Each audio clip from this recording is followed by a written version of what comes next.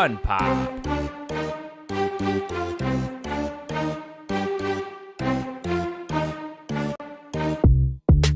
FunPop.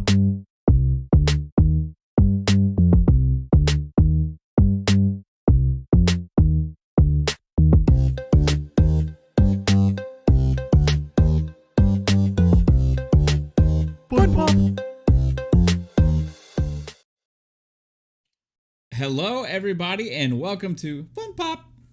This is episode number 14. Hi, how are you doing? I am super happy to be here with some amazing guests, and also our, as always, mellow fellow from outer space, Sacronauts. We're missing 3-Bit today. He's busy with work stuff, and he's got to get stuff done, so that's okay. Right. We have two awesome people in his stead.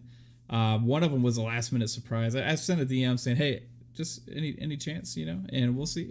And he said, hey, let me see if I can get stuff finished. And here he is.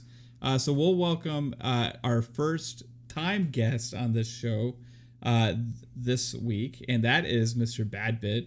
Joe, how's it going, man? Thanks for being here. Thank you for having me. And I'm still doing stuff. My brain works in a very strange ways where I can multitask extremely proficiently. You are not me. Yeah, man. It's been a busy day here at the trophy room. We did a 3-hour live stream reactions of Dying Light. Nice. We played some Knockout City on Twitch with fans. Yeah. We fucking reacted to Horizon Forbidden West. That's a long and now day. I'm just editing this podcast together. And honestly, it's the longest episode we ever did at 2 hours. Hey, and it's a really good episode. You know what? That sounds like a fun day too, though, right? Like, you know, dude, like I want to so much. Let's like rewind time, and can I go back and do what you did today?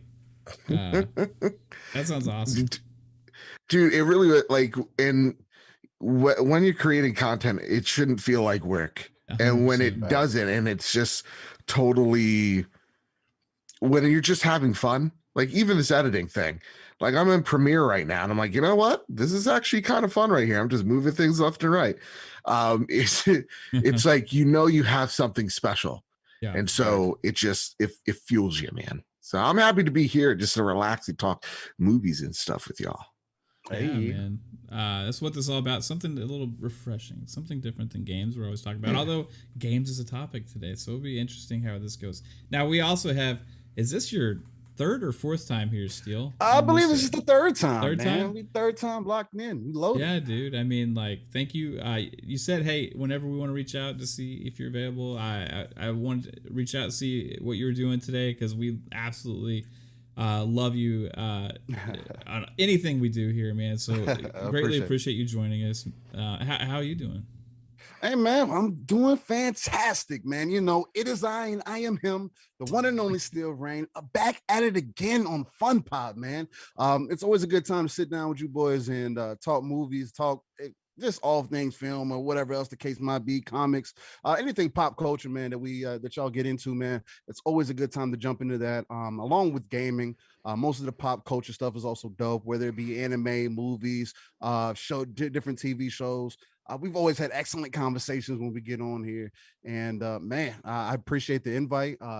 You know, I rock with both you and Psycho, and that's just to have Badbit in the house tonight. Also, man, I think you had to call a friend or something because we got some celebs in here tonight. Yeah, dude. Yeah. Me? No.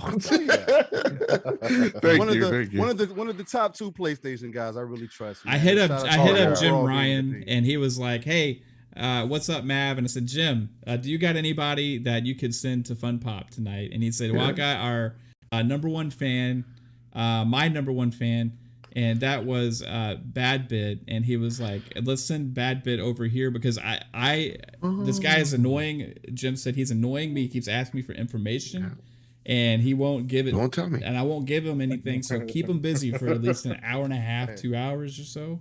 So that's how that went down. Hopefully you whispered in his ears. Hopefully you got your message across.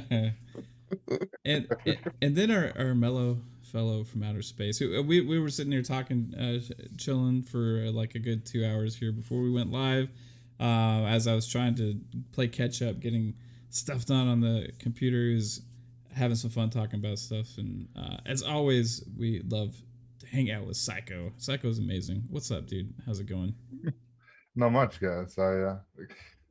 Pretty chill day. Went to get a tasty cheesesteak earlier, which Ooh. it's been like almost a year since I had it, since because of lockdown and everything. So did that and played some video games and not so much on some movies though, but there hasn't really.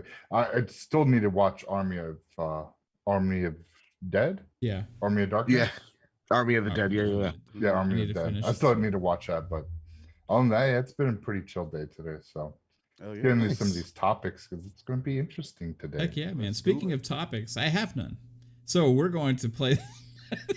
We have one. There's one topic for this. Yeah, there's one main topic that we're going to be talking about today. And the reason we're talking about this is because I've been thinking about it a little bit, right? So we're in a different place today than we were, let's say, 10 years ago, where we have amazing games coming out based on movies. And we also have some pretty good movies based on games. And there's more that are getting announced and more things happening with that.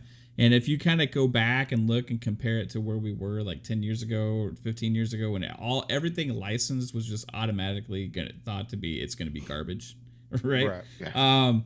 It's pretty exciting to see, especially with all the streaming services and everything, like where this is going to go. And, we got Indiana Jones coming, that is coming from Machine Games, right? Yep. Then we got, more Star Wars stuff happening. Yep. From multiple different studios. We have Sonic movies that are actually, the first one was pretty good, which if you go back to the original Mario movie, how bad that was. Like, you got Lara Croft still. They had a movie a couple of years ago with the Tomb Raider. That was okay. It wasn't bad. There's just like a lot of better things happening in this space, especially like what we have been recently hearing about, right? So that's kind of what got my wheels spinning on this. So, hey, let's start with our first guest here, or our first time guest, as I should say, Mr. Badbit. Out of all of the video game movies that were recently announced or we know is in development, which one do you, or not video game movies, movie-based video games? So like that would be like Star Wars, Indiana Jones, or any of these video games we know is based on a movie franchise. Which one are you like? You think the most have the highest hopes for? Think things would be better. I think, honest to God, I think Indiana Jones excites me the most, or either that or 007. No, that's the other one. Yeah, it's a coin flip. I'll say, you know what? As I'll go with 007, and the reason why I'll do that is because we haven't had a good James Bond game in a minute. Like really since GoldenEye, if you really think hard about it, the thing that like everybody thinks of when they think of 007 is GoldenEye. And so I think the one that has the most hope is 00, simply for the fact that that IP is paired with the perfect, and I mean the perfect developer for espionage. Like if there's anyone that could get a 00 right, it is the creators of Hitman. Yeah. So, seeing IO Interactive have this, I wouldn't be so down for it if I didn't play Hitman 3 and absolutely love it this year. Right. Like I loved Hitman 3 so much. I went back to Hitman 1 and 2 because I entered into Hitman 3. Right. Like that was my starting point. Well, they make it easy for you to see those other games too, because you can access them from the same menu, which is kind of pretty cool, right? And it uses the same engine as well. Like it's all revamped. It's like IO treated their fans so well with that game and that series. And so if there's anyone that could get a 007 right, it is Hitman. it is those devs. And so I'm really thinking if we're making a new James Bond game, like, are we actually going to go first person, or would we actually go third person? Is it going to be action heavy? Is it going to have somewhat of like, those dialogue options of like you creating your Bond? And every single time I think about it, I go back to Hitman and how much of a perfect pair they are. The only thing that I would want is really a refinement on the shooting. Hitman shooting is purposely not good. Yeah, it's purposely cumbersome. So I want to see what they can do with an actual good shooting mechanics, action game. Yeah. So, and also their guns, shout out to Hitman, at the same exact time, their guns fire actually, if you really think about it, the recoil and everything, actually insanely realistic. So, when I think about James Bond, though, I'm thinking of this suave, sophisticated. I'm thinking of the PPK. I'm thinking of the Walter P99. Like, I'm thinking of it. Yeah. It's like that means something to us. So, and that was always some of my favorite parts of Hitman too, is like, I'm just going to go stealthy. And I'd call it the SEAL Team 6 option, where I got like a crowbar and I need to get to my, silent submachine gun, and I'm going to mow everybody down. And that's what I kind of want from 00. So that's what I would be excited for. So the other possibility they could have for that game, hear me out. Tell me. All right, so they could take Hitman 3. Okay. They could take Agent 47. Okay. They could put hair on his head. Oh shit. And take away the barcode. Okay. And then just launch it as 007. Dude, they really could. That's true. That is true. Dude, surprisingly enough, for like they give soon to be bald people like me, Agent 47 gives us hope, because I see so many women thirst after this man. Yeah. Yeah. So you know what? Maybe just throw a toupee on him and say, this is 00. I would love it.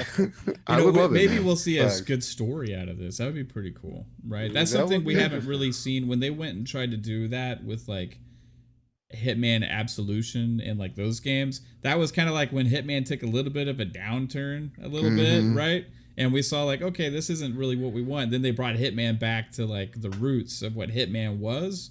And then it's making a huge comeback when they have complete control of the franchise as well, right? So yeah, they're not. Maybe it was more Square putting their interest in. We need this to be this with like Absolution in those games potentially. That's what I'm kind of thinking it was as well. Right. But it's also like, give like props to Square when you can here, because I think out of all the AAA companies out there, publishers, they really they didn't have to give IO that IP. I agree 100%, dude. Like, and they're just like, here, just buy it from us and walk away. Yeah, pretty cool. Yeah, so. Because speaking of another thing we're talking about, that IP has value in movies and stuff as well, right? Yeah. So that is like one of those IPs that's like kind of transcends gaming a little bit. We've had 2 Hitman movies so far. Now, none of them are good. No. Well, the first one is better than the second, in my personal opinion. Yeah, it was all right. I've only seen the first one, but I can just tell from the first one with Timothy Dalton. He's even like, that movie was so bad, but like that I didn't need to watch the other one to know how bad these movies were. I didn't like the casting of Agent 47 in the second one, and what I saw in the I did, honestly, I'll be honest, guys, okay, I didn't watch the second one because I watched the first like 15 minutes of it and I stopped. Because it was that bad of a beginning. It was so slow and boring. And I saw like Agent 47 doing like ninja stuff. And I was like, this is not right. He's a ninja. So Agent 40 ninja. Yeah, and I didn't really like the casting either that much. Well, in Hitman 2, you could use ninja stars to assassinate people. Yeah, dude, it's so fucking. I love that.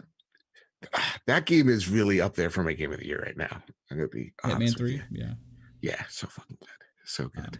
Hey, Steel. Sorry. Are you with Joe here? Is that your number one most anticipated like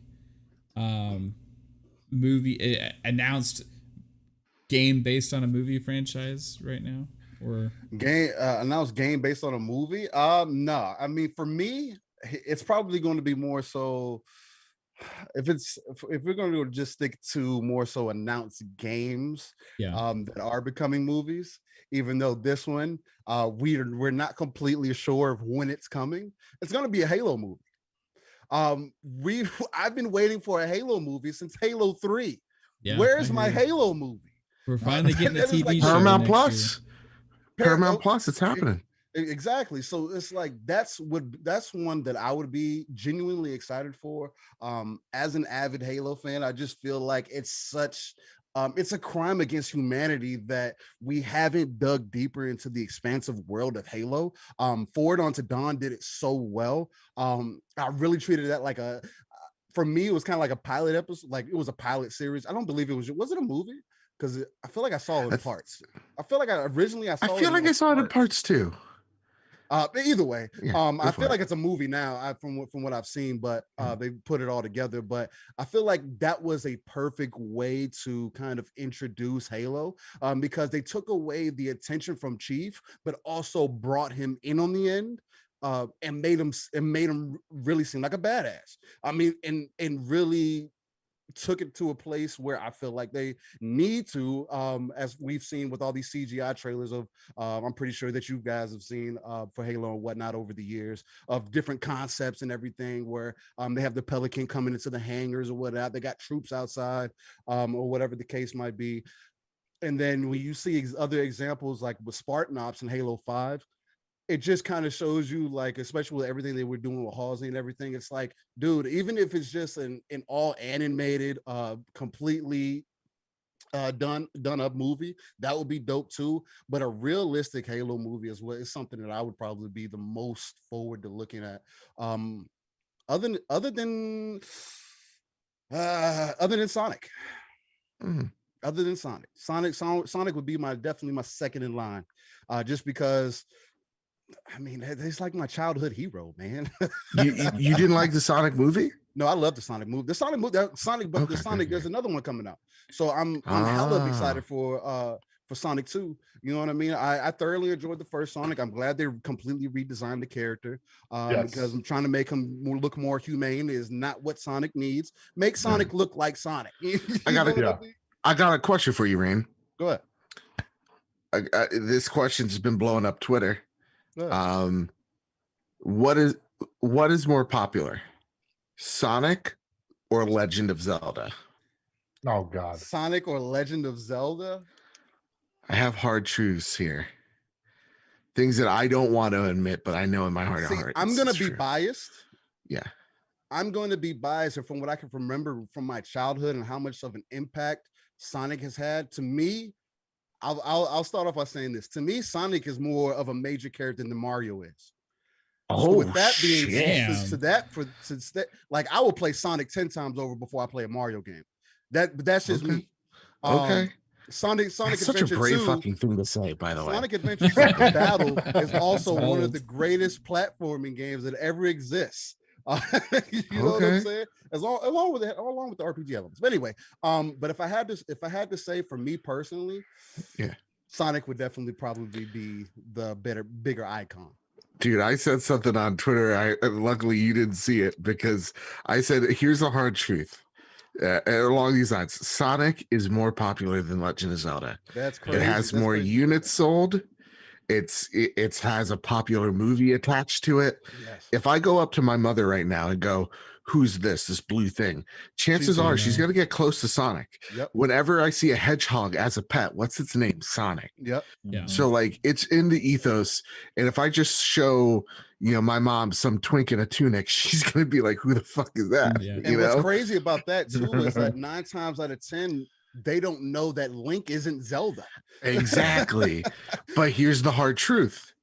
The Zelda franchise, right, it's big, is way more important to game culture. 100%. And I think Sonic wishes that the creators, the owners, wishes that their game was as impactful as Zelda was. I 100% agree. And Zelda respected Zelda Ocarina of Time and Majora's Mask are two of the most transformative Zelda games as far as like overall to gaming. Ocarina of Time is like one of my favorite games of all time, everything. bro. Ocarina of Time was just magic. Steel, this is such a great, like, this is a breath of fresh air. I thought you'd be like, I'm gonna come over there, I'm gonna punch you in the mouth. No. I completely 100%, I 100% respect that. I know what Zelda means to the people overall, to as a franchise, what it is. I mean, again, when you going from back in the day, you playing on Game Boy, especially the top-down Zelda. That's how I was introduced to it, at least.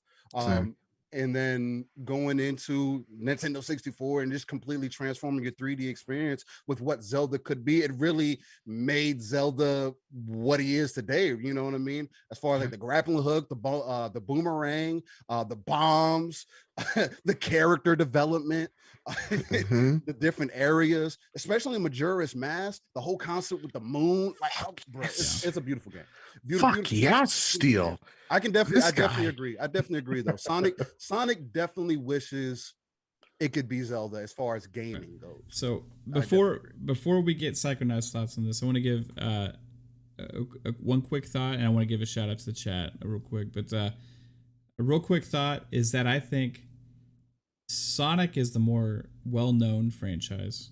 Yeah. And I think that Zelda is the more respected franchise.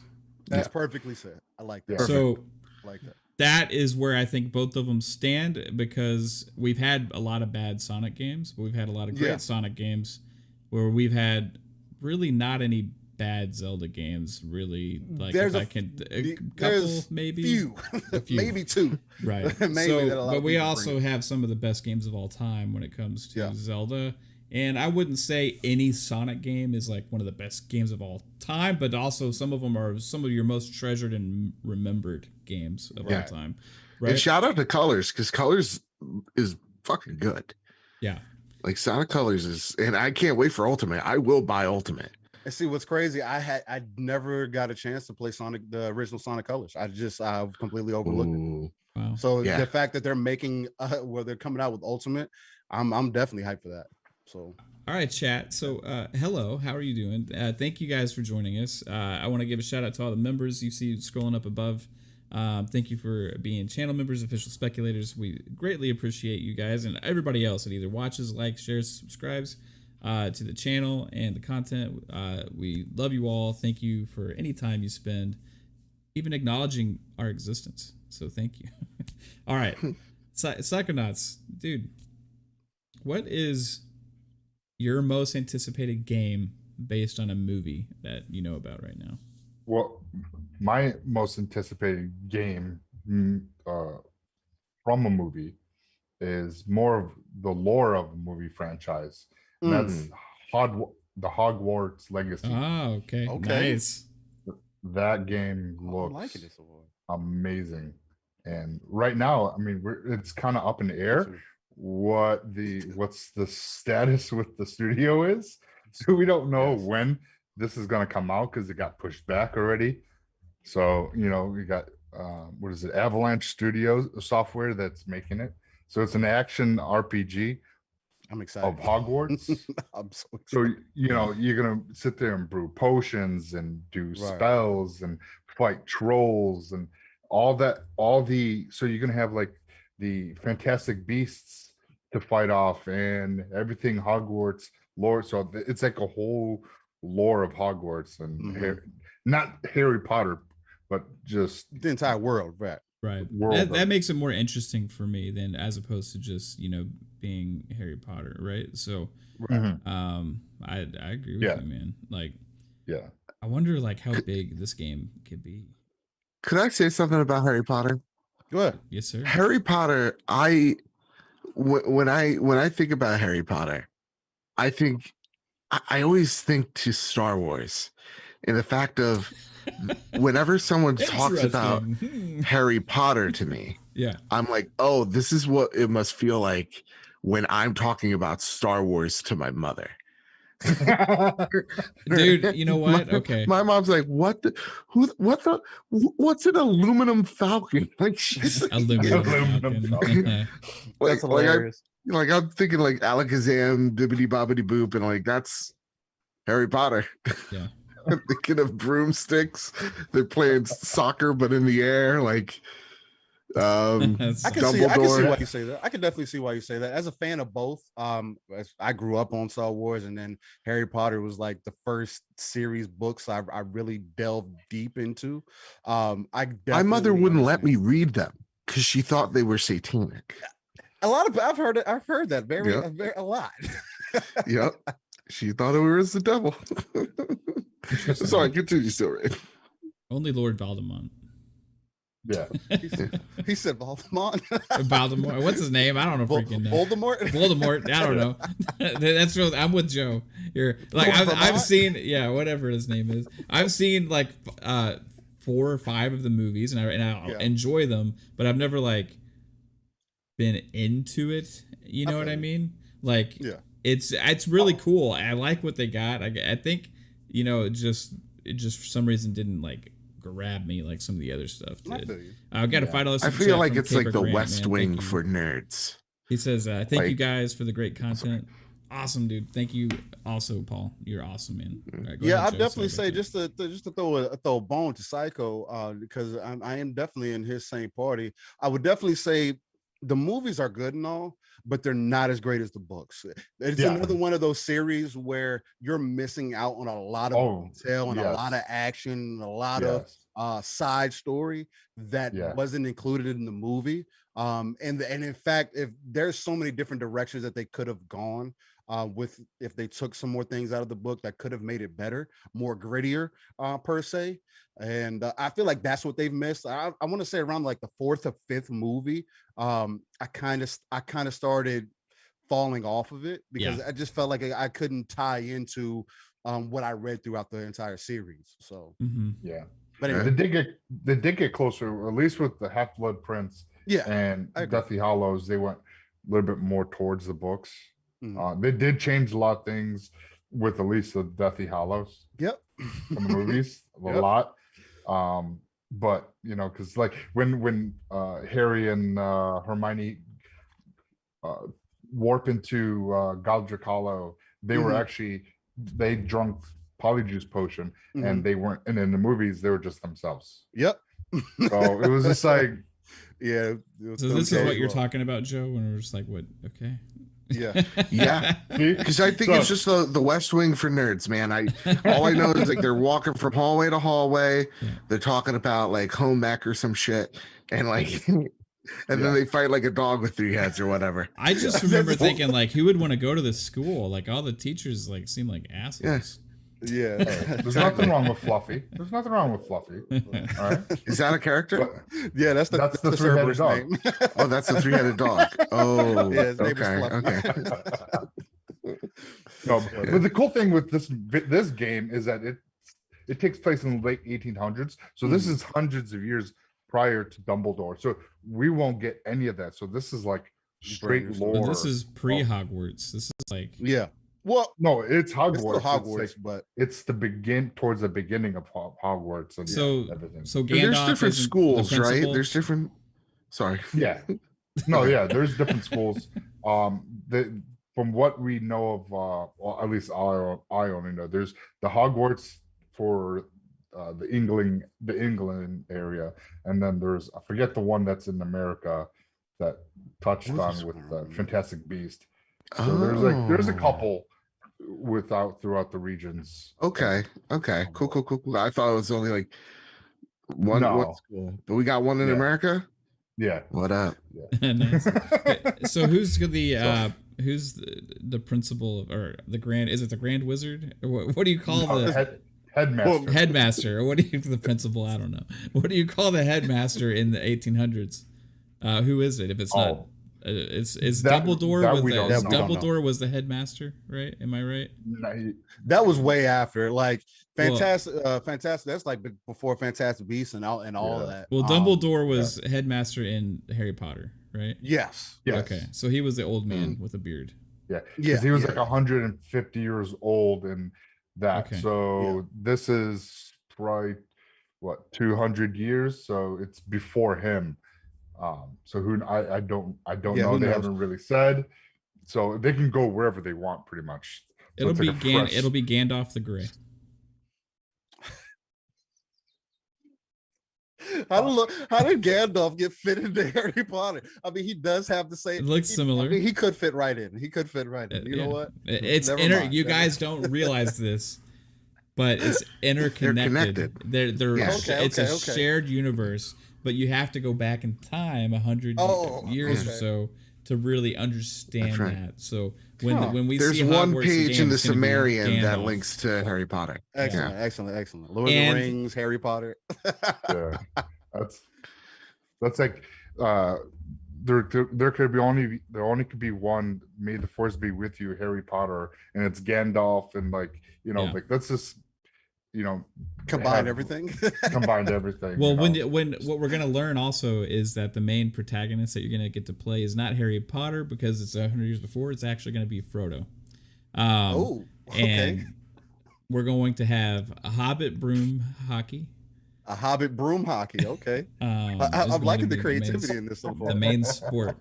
It's that's gonna eventually turn into whatever the other thing they play is nowadays. But you do know that the Harry Potter fanboys are gonna come after you now, I right? know. I'm just They kidding, guys. Might get some messages in the DM. Hey, You might get some hate mail. I'm self-admitted that I'm not the biggest Harry Potter guy. You know what I mean? It's a great, huge franchise of books and movies that has like transcended so much, and it deserves so much respect.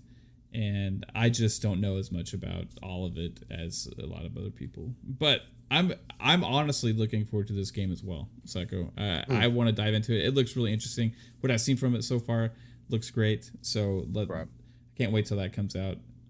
Now, mine right now, based on what's been announced, would be the Indiana Jones game. Okay. Just because, like, my mind goes into like, what is this going to be? And there's a lot of things when we don't know, like, because Machine Games is a first-person shooter studio right now, right? Yeah. Make Wolfenstein games, right? Right. But they also have fun with like, they do the whole like versus the Nazis thing, which Indiana Jones has a lot of that, right? So that kind of fits with their MO a little bit, so we're going to get to see Machine Games. Now, is Indiana Jones going to be first person? I doubt that.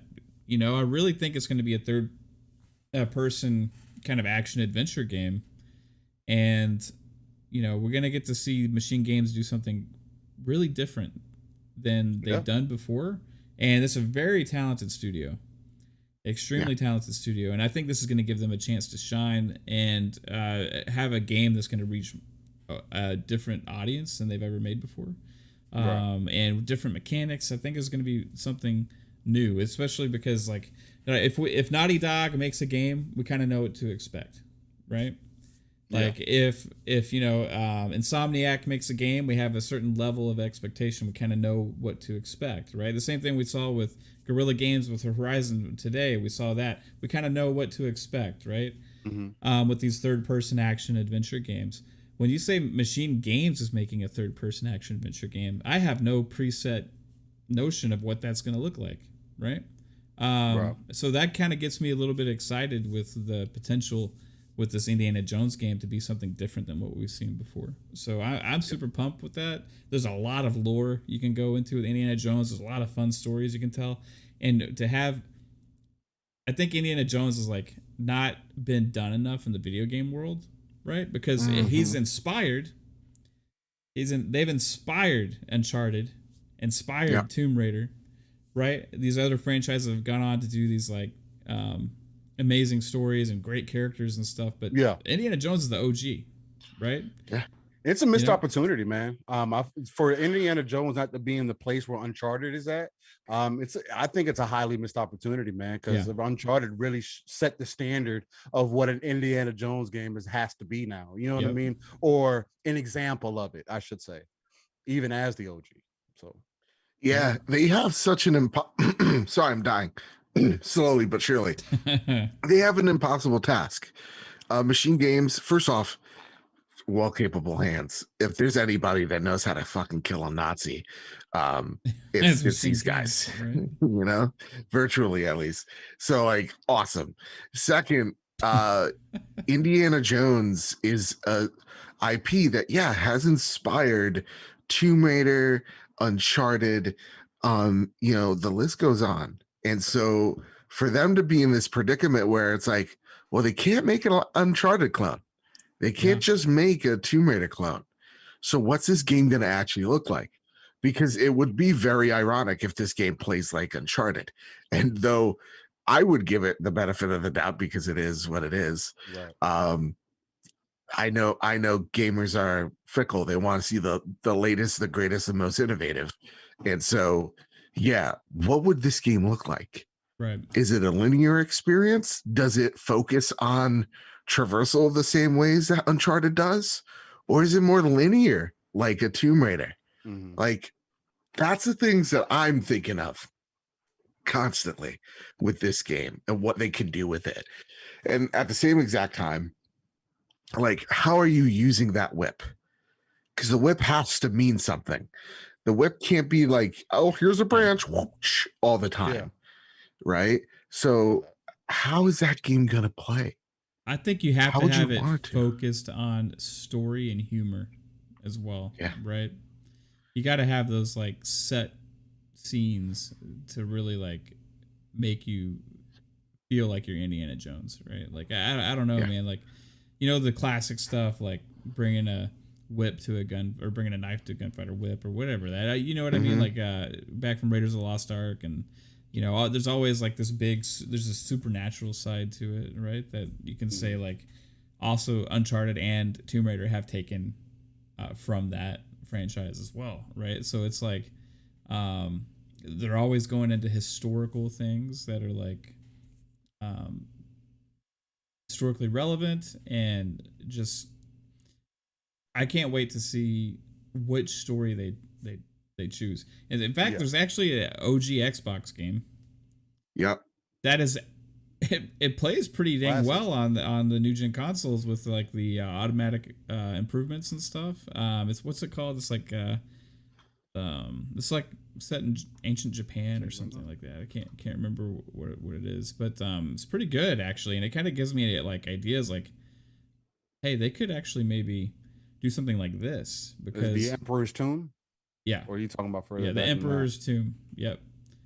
And that game kind of plays like a prelude to like Tomb Raider and Uncharted in a way, like because it's like a hybrid. It's like in between the eras, right? It's like in between the old school Tomb Raider, but in between like the new school like Uncharted and stuff. It's like in that middle ground. It's really actually surprisingly well made game. So check that game out if you guys haven't. Facts. All right. So hey, we know what's on the horizon, what we're excited for most, and this is like promising. You think back like in the past, right? Things like this.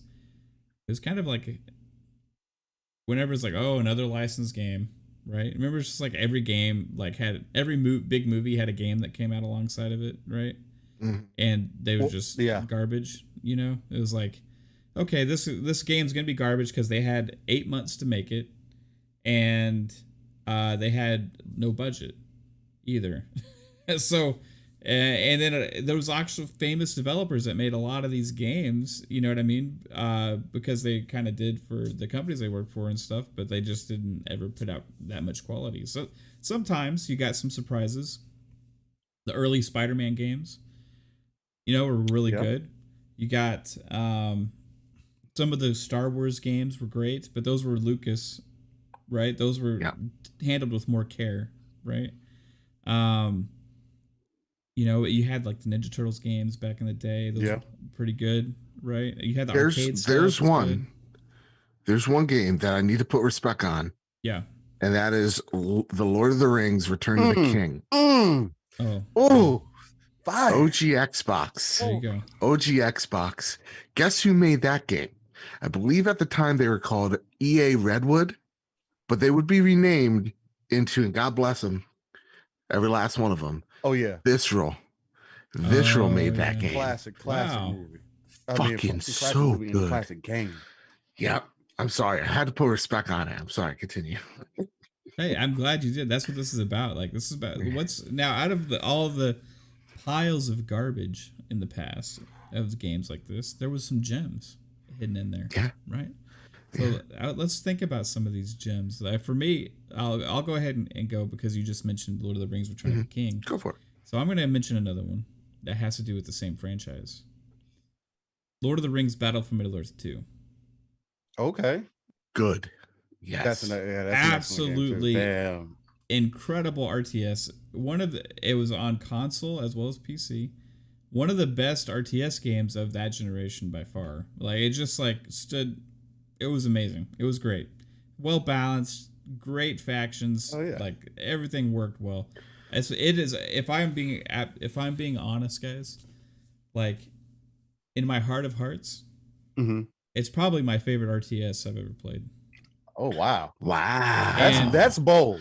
Yeah. Very bold. I disagree with it, but it's bold, and I respect I it. understand that. Now, and the reason it was difficult for me to say that is because I'm a Command and Conquer guy, right? Like, going back into the day on PC, I'm a Command and Conquer guy. But this took elements from Command and Conquer, right? And pushed it through to Lord of the Rings. And I love Lord of the Rings, right? So it kind of combined both of those worlds. The reason I'm also sad about it because it's not backwards compatible on the Xbox. It's one of those franchises I need to bring back. I'm sure the licensing is an issue to make that happen. And you can not even download it digitally on PC either. Damn. Oh, so it's just lost in time. Yes. Damn that That one fucking licensing. hurts. That you bought a CD. The only way I can go and get this game is if I was to be able to find a disc of it somewhere out for PC or buy a 360. Mm. And I got one for sale for you. no, it's okay. He's like, I like it, I love it, but not that much. And I really want to play it because like FPS boost and all these other things could be possible for it. Like if you play a Command and Conquer 3 Tiberium Wars or Command and Conquer Red Alert 2 on your Xbox Series X, the sticks just fly through the screen. It's the camera moves so fast. It's so fluid and amazing. I would absolutely love to play that game again. It's just it'll have to live on as a memory. Absolutely. And which sucks. fantastic. But that's one I have to put up there as one of the best of all time. And also another EA game, right? So Yeah. all right. That's the thing with EA, man. They made some killer games. Yeah. And then they kill those studios. It's Yep. just Yeah. Unfortunately. hurts. I'm curious who that could have been Visceral too, for all we know. I don't know. It wasn't. But Psychonauts, do you got one for us? Like, what's like a licensed game you remember from the old days? You know that like stood above the rest. I know it's hard. You got to weed through all that trash, right? I would say like one game that in particular that stood out that was Republic Commando on Xbox. Ooh, classic game. Yeah, that was great. It's a great game. That was 4-player co-op, and that was, I mean, local, but you know, but it was awesome. I mean, and I think people are still to this day wanting it to, because I don't think it's back compat right now. I don't believe. No, Star Wars Republic Commando. Yeah, it is. It got ported over. Yeah, it got ported over. Yeah, dude. I got the plat in April. I love that game so much. Love it. Yeah. Yeah, you could play it on PC. I think they even got you just got me excited. I think they got texture mods and everything too. If you're able to get it on PC. So, I saw this man's eyes light up like I told him that God exists and I know where to find him. That's hilarious. That's amazing. That's awesome. That's amazing. Yeah. That definitely needs like a update or a remake or something, because that game was awesome. So it's I remember I was a kid, 2000 game came out 2004, so I think I was about 13, 12, around there. Ooh. And yeah, no, I'm a youngster, guys. I'm 29 now. I'm gonna be old. Trust me, don't worry. I'll join you guys. I was 24, so Really? Wow. Where And I was born in 92, so I feel you. There you go. So thinking of that game when I was a kid and it being left down that cliffhanger, I was like, no way. No way. This game's so good. No way there's not going to be another sequel. Like there's has to be. And the thing is that game permeates through the Star Wars like mythos. Like you have people that dress up in like part of the 501st in the Republic Commando gear. The guns, the repeaters that they use are constantly referenced and used in the Clone Wars animated shows. Great show. Like right now, one of the I forget, Wrecker in Bad Batch. He actually uses a Republic Commando blaster. Oh, really? Oh, wow, that's like a nice Mhm. Easter egg. I gotta pay attention to that. Yeah, dude. Nice. So I'm just like, a variant of it, but like it's like, oh, fuck me, it's so cool. Yeah, that's dope as hell. Yeah, that's super dope. It's so fucking cool. That game is awesome. yes, yeah, definitely. Republic Commando, man. I need to go back and try it again. Yeah, I need, since you said that it's back in pad. I need to get it again and play it and just I hope I don't know if it's still local co-op unless they added online co-op. I think they took co-op out of the port, unfortunately. But it's still like the AI are good enough to like I beat that on hard. It only took me like 5 hours. That's and not bad, I got the plan. Yeah, it was good. So it still holds up so well. Silver lining, LucasArts is now making games again. That is true. They're looking, saying, "Hey, you want to make a game? So just come holler." And there were reports, and of course the coalition denied it, but the coalition was supposed to make a Star Wars game. Was the reports that's where they're indie. Imagine if they got the license to make a remake or a sequel to Republic Commando. In that Unreal 5, Star Wars will look on a different level. Yeah, you know, it's possible. Xbox could have reached out to them, or they could have reached out to Xbox and said, "Hey, let's do a Star Wars game," because you know, they're kind of been going to different studios. They got this thing going on with Ubisoft right now. You know, they're still working with EA, and you know, there was like one or two other ones. You know, well, Machine Games is doing Indiana Jones, right? So they had reached out to Bethesda for that, right? So now we could potentially, who knows, maybe they reached out to Xbox, or Xbox reached out to them and said, "Hey, let's figure out which one of our studios would make the most sense for this." And I could imagine now, if you just I could imagine the Coalition making a cover-based, shooter-based Star Wars game as well. Although that may be kind of what we're getting from the Massive Entertainment game as well. So who knows exactly. But yeah, that sounds awesome, dude. Steel Rain. What's up? What's one that stands out to you from the past, man? A blast from the past that like stands above the rest, that, you know, was the gem in the garbage of licensed games back then. Oh, originally I was gonna say Pokemon, the first movie, but I really want to move on to, I'd rather say Max Payne.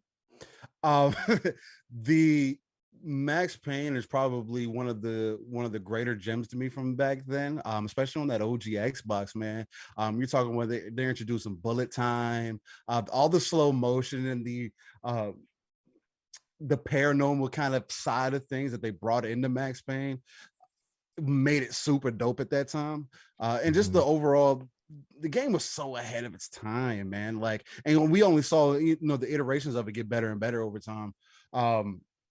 But the main reason that I wanted to say Pokemon originally is because that first movie, man, was so iconic to me in my childhood. Yeah. It was like the whole connection between Ash and Pikachu, and you've been watching this series all the way up to this point, and it's like it still brings, even when they remade the movie to give it updated graphics and everything, and redone the animation and everything, like even today it still kind of brings that tear to your eye, where it's like, man, yo, I just hits me in the feels. And then just to see how Pokemon is just kind of carried over throughout the years, it's one of those series like Star Wars where it's not going away.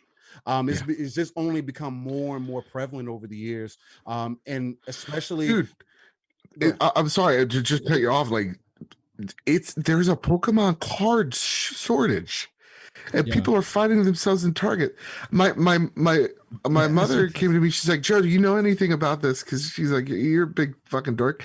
I'm like, what is it? And she's like, there's this guy who's just sold this was on the local news, like a chest of limited edition Charizard cards in different variations. He sold them for over $1 million. Yep. Wow.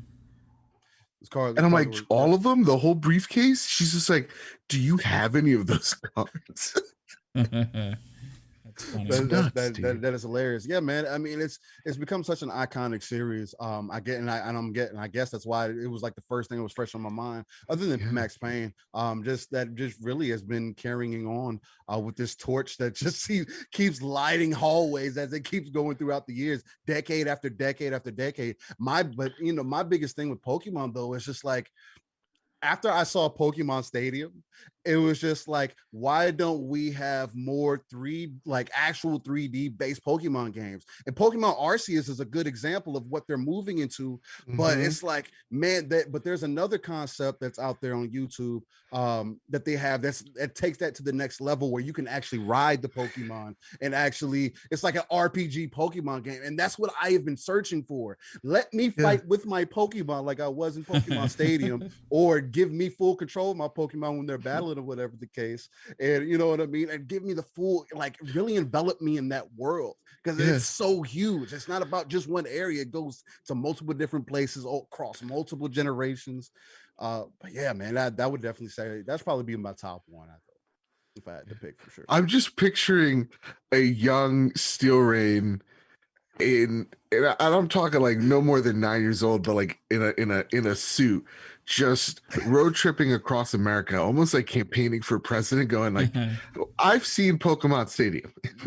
Let me do my best Obama voice. We've seen Pokemon Stadium. It's beautiful. We know we can do it. Why are we stopping here? That's what I'm saying, man. It's such a slip. Sasha and Malia will love 3D Pokemon. That's perfect, man. I love it. You know? Let's go. That's exactly true, man. That's exactly true. Such a slept on thing. They need to step it up to that next level, man.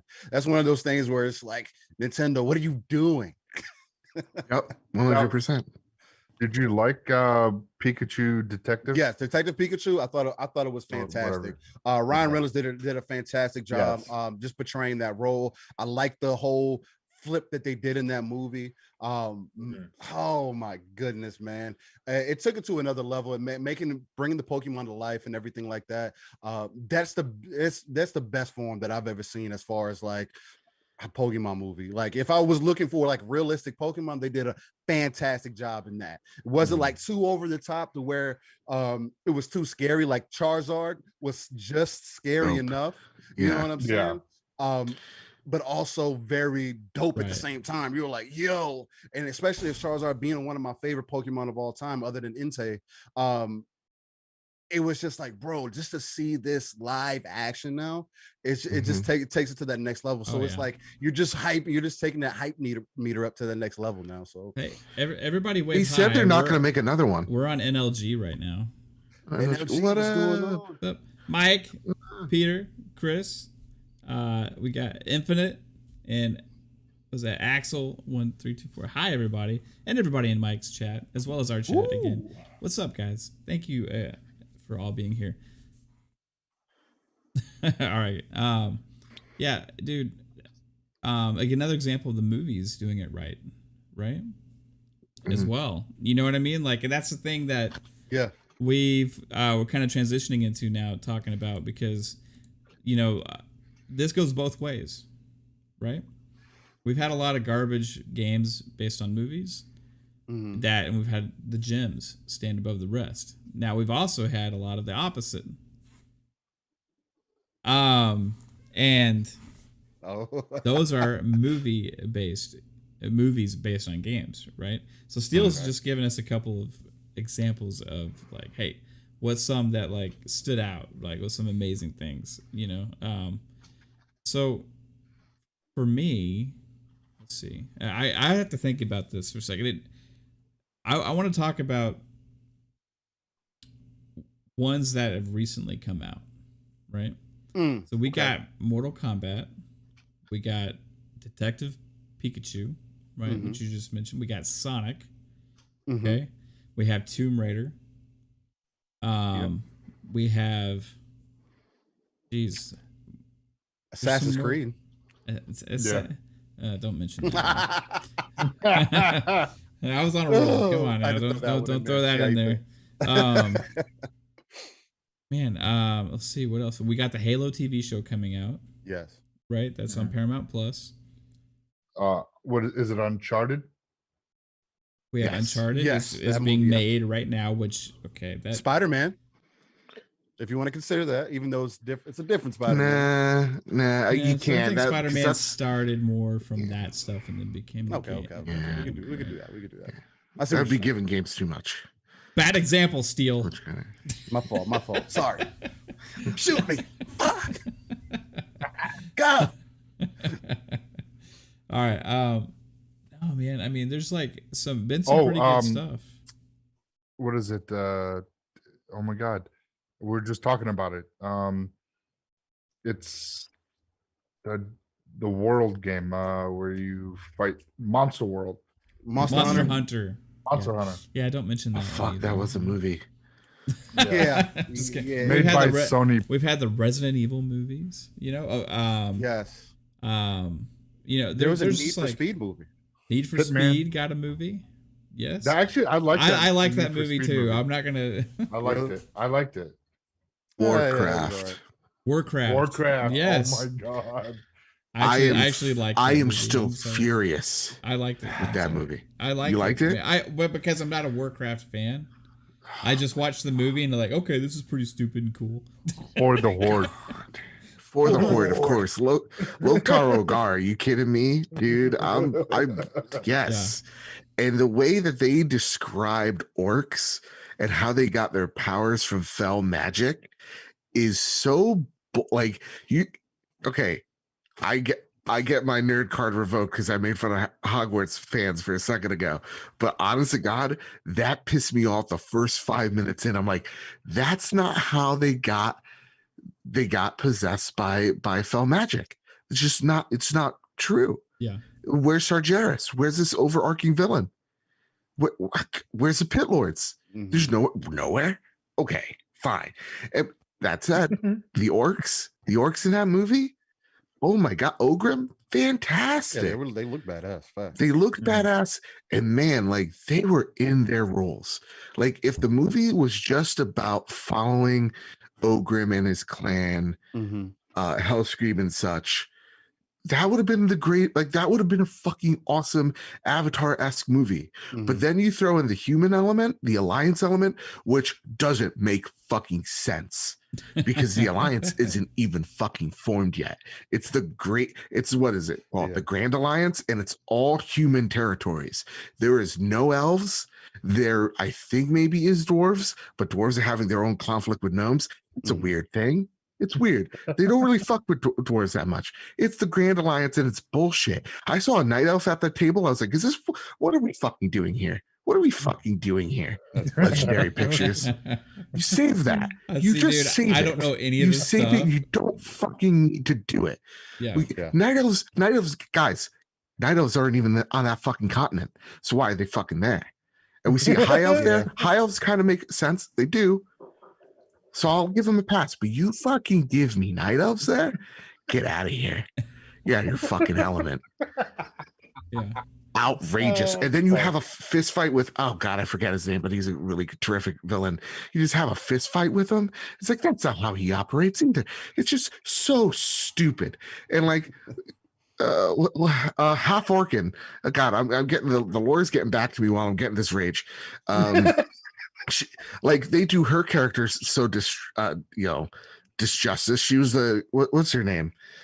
From Mission Impossible. She's very attractive. They could have done her right, that character right.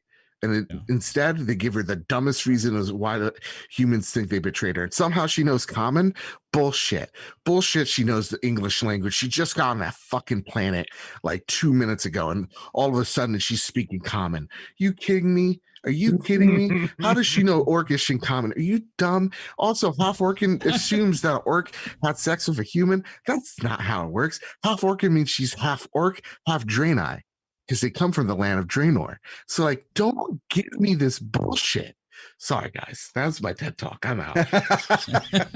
Hey, let's clip that. I'm going to put it on the World of Warcraft Reddit. Okay. Yeah. And see how many hits it gets. It's probably gonna get 1 million. Because is your throat okay, Joe? I see you like choking yourself or something. I'm checking my blood pressure. I think that's where the vein is. All right. Checking your pulse. Okay. Hey, it's gonna be okay. Personally, when I saw it, the movie, I didn't know any of this stuff that you said, so I was just like, hey, cool. Also, there's no trolls. You're gonna give them night owls. You're not even gonna give us trolls or ogres. I don't get fucking that. I don't get cucks over there. I don't get that. I didn't get that. See, that's what turned me off. See, I'm not as well versed as fucking Bad Bit as in the whole Warcraft universe. But as somebody who's been playing since Warcraft 2, I never got too deep into World of Warcraft or whatever the case might be. To be completely honest, that's one movie that I can't get past the first half of the movie. Like I get past the first, I get to the first half, I get to the midpoint, and then it's like for some real how I always end up falling asleep. Maybe it's the time of day I'm choosing to watch this movie, but it's always the midpoint that I just like. I'm like, I remember this movie, and then I get to the middle. I'm like, why don't I remember anything after this? And also, Lothar is suddenly Han Solo in that movie. Like his attitude, it's the human commander, is suddenly just bullshit. And like Khadgar, what they did to Khadgar should be fucking illegal. It's just illegal. It's another missed up. Sorry, guys. I know you don't understand a word I just said. But I appreciate it because like if they come out with like Halo TV show, right? They just have like Master Chief just walking around without his helmet on all the time, and then they have like Cortana is like they don't have the relationship proper, and they have like it's not the prophets and stuff, or the story doesn't make sense, or you know what I mean? If they don't get the timelines right and all that stuff, I'll be like, what the hell are you doing, guys? Like I can't. It would bother me watching the show, right? It would bother me too much to be able to enjoy it. Turn you off, right? Honestly. But like for that movie, without me knowing anything, really, because like I never played World of Warcraft. I never like read anything World of Warcraft. I never only thing I remember like back way a long time ago, I played some Warcraft RTS, right? Yeah, 2 and 3. That's all I remember from Warcraft, and it's like just vague memories. But like for me, like watching the movie is just like, okay, this is like stupid fun or whatever, and I just enjoyed sitting and watching it. But man, to take something that people love so much and enjoy and have so much knowledge about, and then just kind of treat it like that, you should never do that, right? Like, I also want to know whoever wrote in Medivh's story arc in that movie. I just want to meet you in the back of the alley to beat the fuck out of you, you piece of shit. That's hilarious. Yeah. That is God, you took such a great complex character and you just shit on him in the last 15 minutes of that movie. How dare you? Sorry. Hey, Psycho, you got any good ones? Yeah, there was one that I kind of forgot about, but then I was just looking on the Warcraft looking up on like who the characters were Yeah. while Joe's talking. But Fair. what popped up on there for like what people searched for? I forgot. Rampage, the movie. Yep, that Rampage movie was actually really Yes. good. Yeah. They Yes. really did a really well Yes. job portraying the characters into the movie. I was so scared about that because Yes. especially with like them wanting to put The Rock and everything, and The Rock's an amazing guy. No, I don't want Yeah. to take that away from him, but they did it so they did that so great. They did. It was a They fun did. movie. Yeah. Prince of Persia, I feel like would be another one. I like the Prince of Persia movie that came out from back then. Yeah. Jake Gyllenhaal, he was all hot and Alright. bothered in there. Y'all weren't into that. Yeah. But it He was wanted pretty the good. princess. He definitely he wanted to see what's up with that princess. Oh, what a great movie. We had real talk. yeah. I know Prince of Persia, the movie, because when I worked at GameStop, Oh, my God. coworker Tim, they had action figures of Jake Gyllenhaal just strewn across the whole store because nobody bought it because no one watched the fucking movie. Oh. He would get in your face to fuck with people he didn't like, and just picture his phone. He put it right up here. He'd be like, "Hi, do you like Prince of Persia? Do you like Jake Gyllenhaal? you want this?" You just go up, put it in people's faces. You want this? That's Jake funny. Gyllenhaal. Jake That's Gyllenhaal. funny as hell. That's all I know about that whole movie. Yeah. It was not bad. It's a fun movie. Yeah. You know, it wasn't like great, but like a lot of these movies, I just kind of watched. It and just, wasn't. Mhm. Yeah, whatever. it wasn't bad either. I mean, it was some of the other like You Being Bald movies. I just Oh, the U Bowl Okay. movies. Okay, that's Yeah. I think I got another good example for you guys. This is one that's been controversial amongst a lot of my friends over the years. How about Doom? oh Ooh, The one with The Rock in it. that okay. Speaking of The towards Rock. the ending was badass. I liked Yeah, when they the were ending was badass. The ending was first badass. person mode. That was cool as shit. Yeah. that I liked. The They rest did a of it, I movie don't like know. that recently that was all first person. I didn't see it, No. but it was pretty Harry- popular. Was that Was it Danger Killer Harry? Harry? Was it? Yeah, I know what you're talking about. We're both Dang, I can't there. remember them. I can't. It's like takes place in like England. Boy.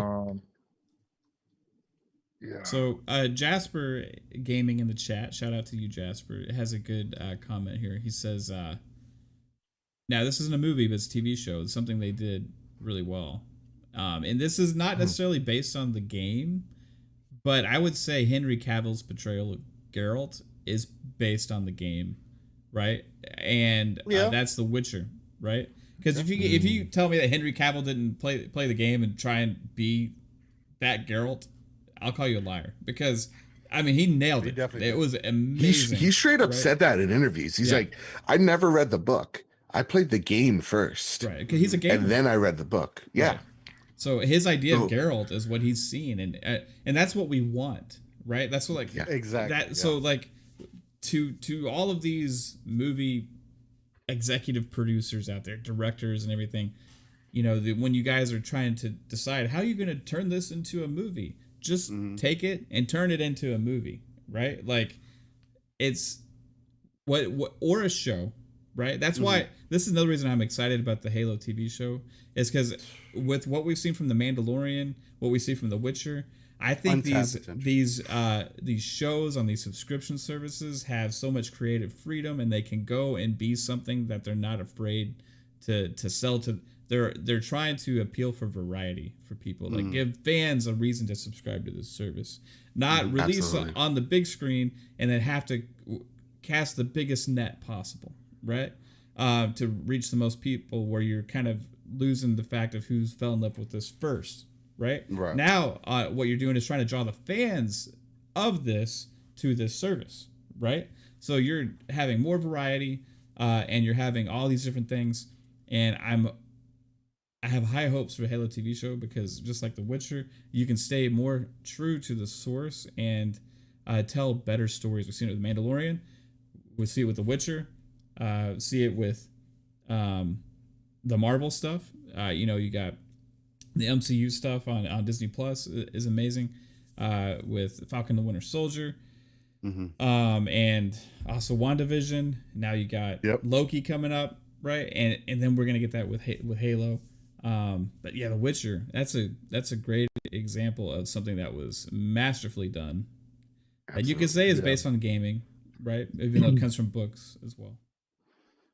Okay, honestly, go for it a second. Yeah. Oh no, I was gonna say it was Hardcore Harry was the name of the Harry. movie. There you go. Yep. Henry. I'm sorry. Hardcore Henry. Sorry. Yeah, that movie was actually pretty solid. It was for what it was. It was definitely it was crazy too. It was a crazy movie. Yeah.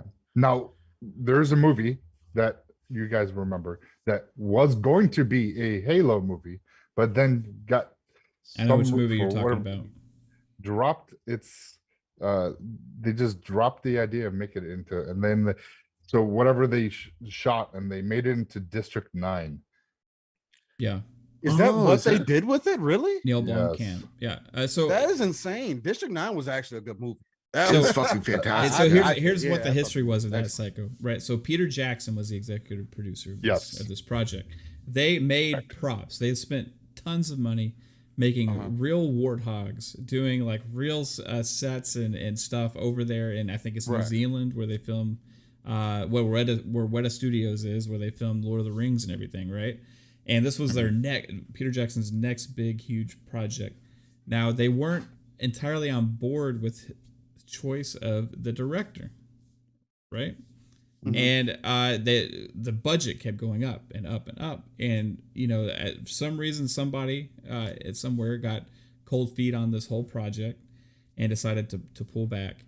And then Peter Jackson and then really wanted to move forward with doing something with everything that they had been creating, and he took this to the director, and they went on and made District 9 out of what they had, some of the props and some of the sets and stuff like that, and they turned it into this District 9 movie, which was a really good movie. That saw the that actor went on to do some other cool stuff after that as well. I forget his name. Yeah, that's like a class. That movie is like a classic to me.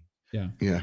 Like he was in Hardcore Henry too. Yeah, and then he went on to do the actor went on to do or not the actor, the director went on to do was it Elysium with like Matt Damon? Yeah, I think. Ooh, another good movie. Okay. Yeah. I like Elysium, at least. Yeah, he's kind of got that gritty vibe, right? Yeah. Now, I'll be honest here though. Like when I saw District 9, I loved District 9. I thought it was a great movie. But the vibe and the feel of it didn't feel like something that I wanted for Halo. No. You know what I mean? And it was definitely a good choice. That's definitely that director's style. Okay? So that may be potentially what they saw, and they were trying to protect Halo. The property, and maybe didn't want it to move forward, right? Because if I was Xbox and I said, okay, this is not how we want Halo to be seen, right? Like I don't know, that's just theory. I'm not saying this is what happened, right? Nah, so far you're. But for me personally, as good as District 9 was, which I loved, like I don't want a Halo movie like that, right? Nah, that whole vibe was off. If it, for Halo, nah. But that's very much the director's style. Right? Like when you see the other stuff he's made, that's like what he does, right? That's his vibe. I'm happy that Halo's going to be a series. First off, I do start to prefer series over movies for sure. Look at you say Mando, and like, damn, Mando knows what Star Wars is about better than most out there, and knowing that now Dave Filoni is going to be pretty much the creative lead, he has made some of the best Star Wars arcs, not since the originals, some of just straight up the best. Yes. That being said, I'm happy because the Halo mythos is so big, and it deserves that elaboration of like what is the ring, what is what are these guilty sparks, right? Like it deserves that time. So like I really like District 9. District 9 is actually something that a lot of I found this out, a lot of professors use to teach kids about race relations. Really? And yeah, there's Makes a sense. yeah, and so like that movie is really It's good. powerful. And It's powerful. yeah, and Neil, what is his last name? Bottom Camp or whatever. I can never Neil pronounce it, but like Blomkamp. Blomkamp. There you go. Yeah, he's incredibly talented, and yeah, I always knew like Peter Jackson, if I'm not mistaken, he also wanted to do, or maybe it's a Guillermo del Toro wanted to do like a BioShock movie.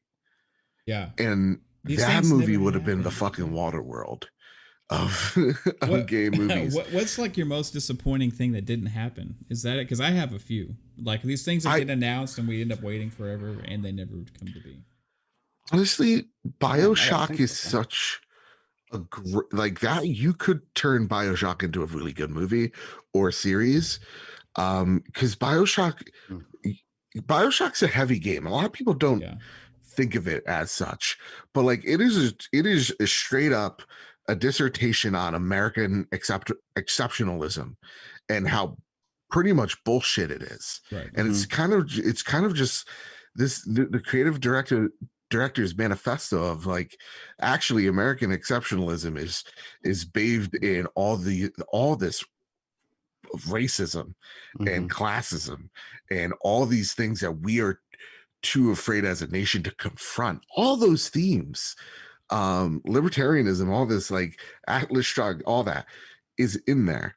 How we worship the founding fathers as these deities. All that's there in BioShock. It's really good to have you could tell a really good story with that, with the twist of like, would you kindly in there as well. Like you could shave off some of that game to tell a really good story. You can do it. It's possible. And you're unraveling a mystery and unveiling things that reveal more of the truth as you move on, which makes for good storytelling when you're watching a series, especially if you do it episodic as well.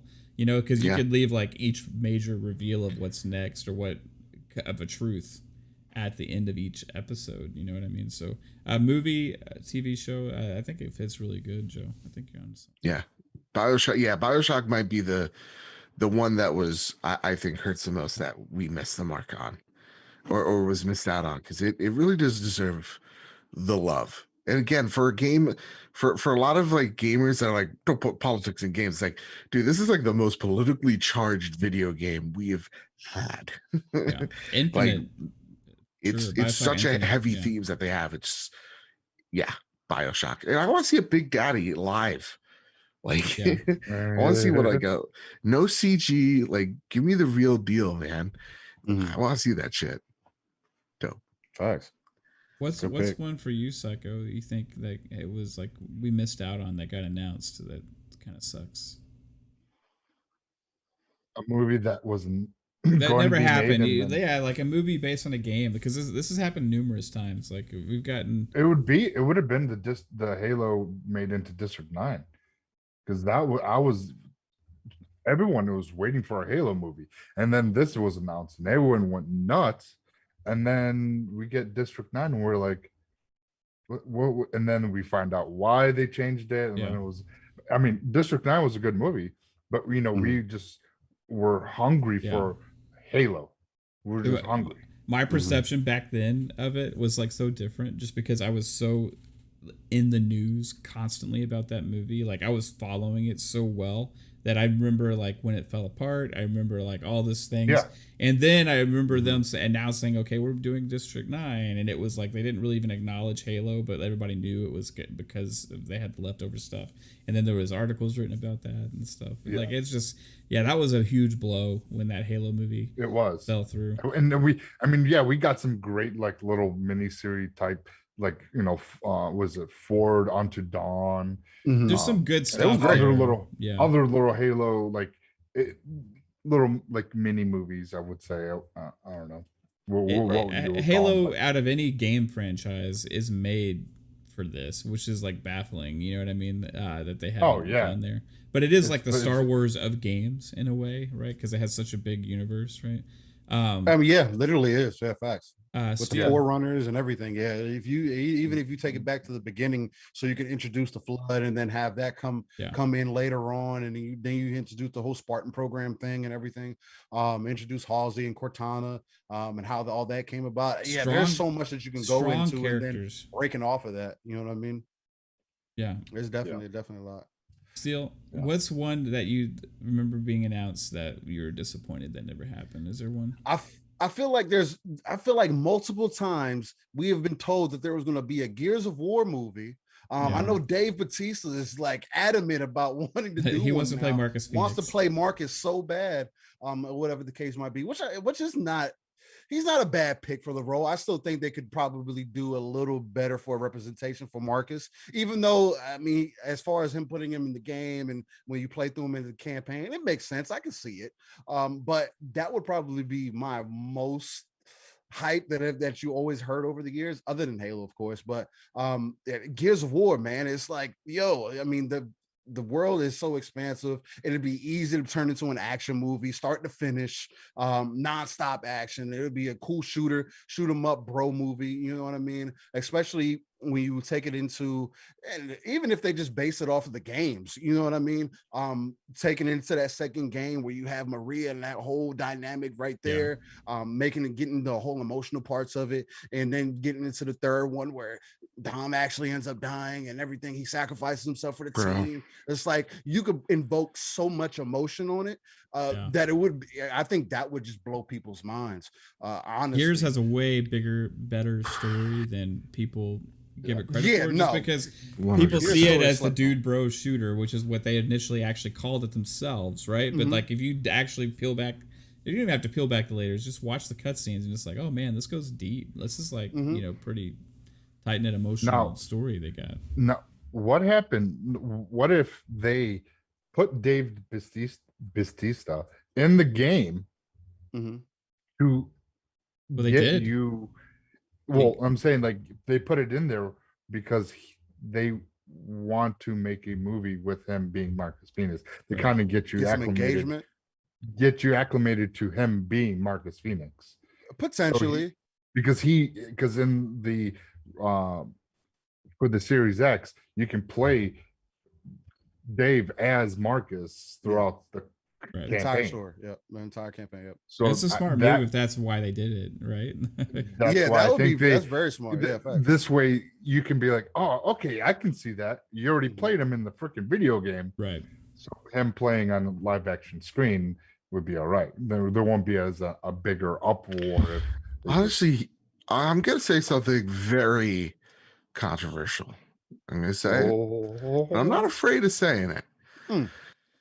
First off, Gears of War movie, dope as all hell. Love Gears of War. I fucking cried in Gears of War 3.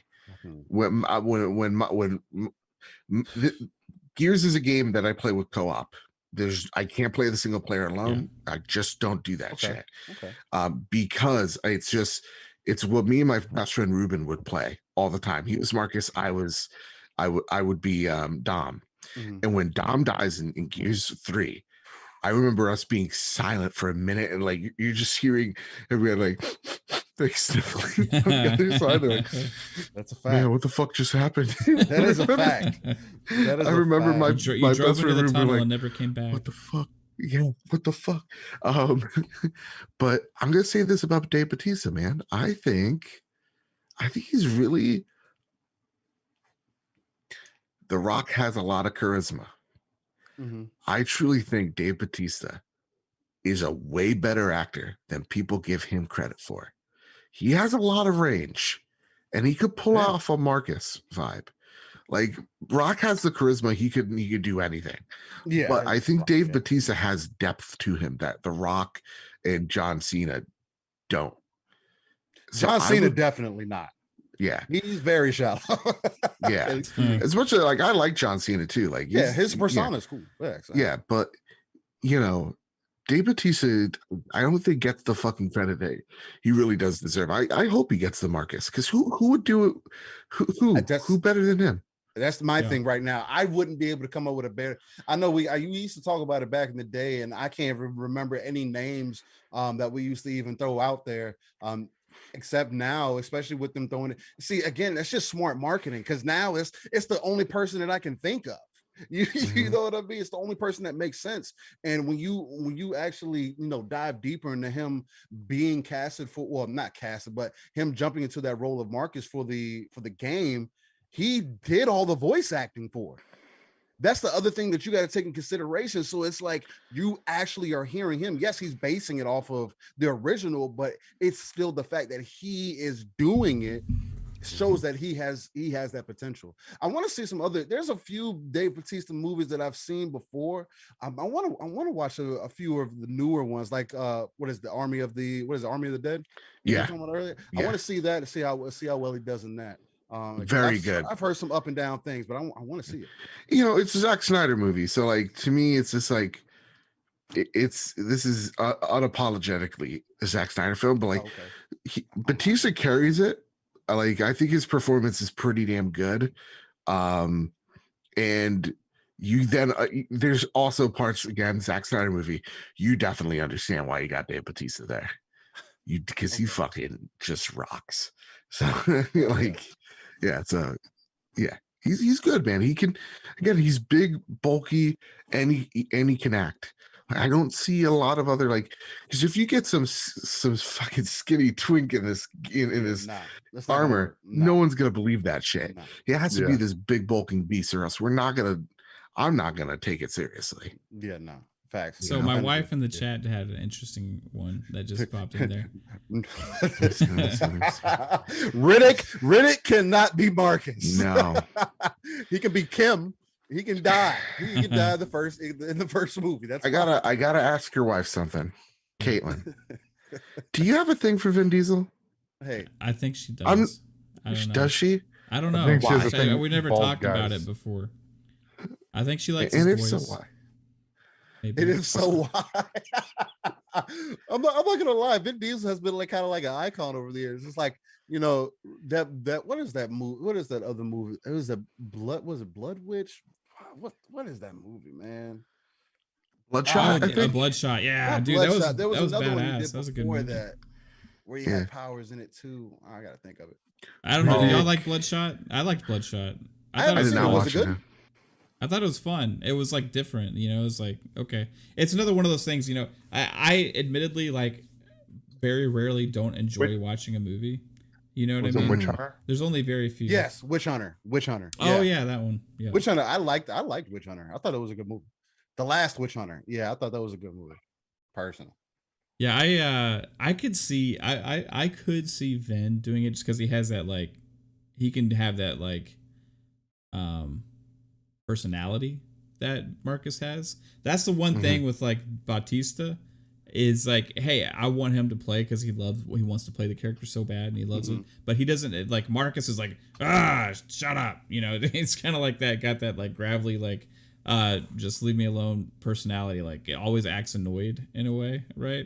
Yeah. I don't know if like Bautista is like that guy, you know what I mean? Can portray that guy very well. Yeah. So maybe he could, maybe he can't, but I hope he gets rolled because he wants to play it so bad. And he's hilarious in the Guardians of the Galaxy movies. Like he's like the most funny, one of my favorite things, just like his not aware of like sarcasm and stuff is just amazing to watch. And he plays, that's got to be hard to do for that character. If you really think about it, it's to actually portray that character has got to be pretty difficult for an actor to do. So he does a really good job. Vin Diesel with a beard. No, that would look weird. Old Marcus. The man looks like Marcus a thumb to begin with. Beard, though, right? Yeah. It just is a solid choice. Yeah, it just could do anything, man. Kaitlin says I would pick Idris Elba over everyone or everything. Yeah. Facts. That man is a tall drink of water. Funny thing, Kaitlin would have to kill my mother to get to Idris Elba. My mother it's the cutest thing. My mother is like pure of heart. She really is. So like she has like a schoolgirl crush on Idris. She sees Idris Elba on TV. She's like, "It's Idris," or like she'll have him as like her desktop photos. Like, "Oh my God, Idris Elba is just so cute," and I just find That's great. It is hilarious. It makes great. me live. Yeah. Yeah, so there's a Borderlands movie in the works. There's Yep. yeah, Jasper just said, and also he said Amazon is working on a Fallout show. There's so much stuff revolving around video games in the works, man. So it's gonna be interesting, to see what we all get. And it's, I think, mainly due to all these streaming services. They're giving us more potential for this stuff, right? Dude, also somebody in the chat mentioned earlier Without Remorse, the movie on Amazon Prime, which is not necessarily based on a game, even though it is taking ties to Rainbow Six, but it is based on Clancy, which is based on books. So it all ties together. Yeah. Video game fans get excited about seeing this stuff because what they alluded to at the end of that movie, I'm not going to spoil it. Like, it's just like amazing. And oh my gosh, that was just a freaking great movie also. But I'll give you guys my number one movie. I would take it. My number one is Halo. But I'll be honest. Like I said, when I saw who the director was and I saw what his style was, I was like kind of worried about it at that time. I was excited for Peter Jackson, but then Peter Jackson wasn't directing. Peter Jackson was the executive producer, right? And then they hired a different director. So when they said who the director was, and they're like, "Oh, but Peter Jackson's not going to direct it. I wanted Peter Jackson to direct it, like The Lord of the Rings, And they showed who the director was going to be. I was like, okay, I'm hoping this isn't bad, right? And then it fell apart, right? And then I was kind of like, okay, like that sucked, but maybe it was better for me not to see Halo like that, right? But besides Halo, disappointment, my number one of all time has been this one. Okay, there was a Splinter Cell movie announced more than once. At the end of Chaos Theory, there's a fucking trailer that alluded to a Splinter Cell movie. Okay. Also, there was later on they announced that there was gonna be a Splinter Cell movie portrayed. Sam Fisher would be played by another than Tom Hardy. Yeah, what happened to that movie? And that has been like 8 years now, ever since the last. I don't know how long it's been. It's been a long time.